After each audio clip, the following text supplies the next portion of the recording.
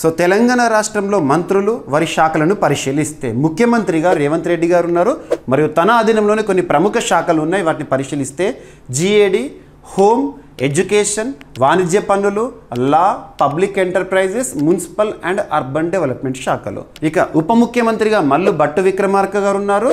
తనే ఆర్థిక శాఖకి మరియు ప్రణాళిక, విద్యుత్ శాఖలకి కూడా మంత్రిగా విధులు నిర్వర్తిస్తున్నారు.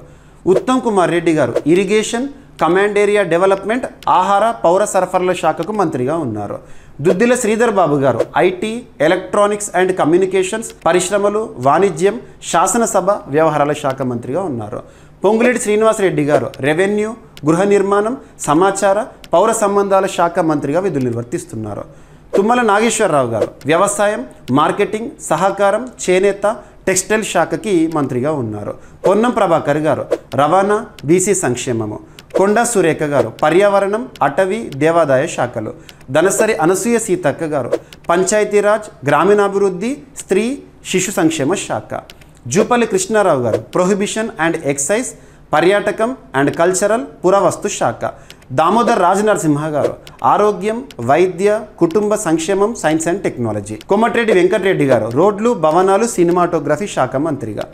వివేక్ వెంకటస్వామి గారు కార్మిక, ఉపాధి, శిక్షణ, ఫ్యాక్టరీలు, మైనింగ్, జియాలజీ.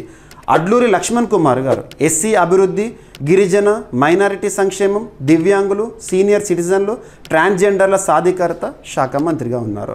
వాకిటి శ్రీహరి గారు పశుసంవర్ధక, పాడి అభివృద్ధి, క్రీడలు, యువజన సేవలకి మంత్రిగా విధులు నిర్వర్తిస్తున్నారు. ఇటీవల తెలంగాణ రాష్ట్రంలో 3 ఎమ్మెల్యేలు మంత్రులుగా ప్రమాణ స్వీకారం చేసిన తర్వాత ఇక తుది శాఖలు ఇవి.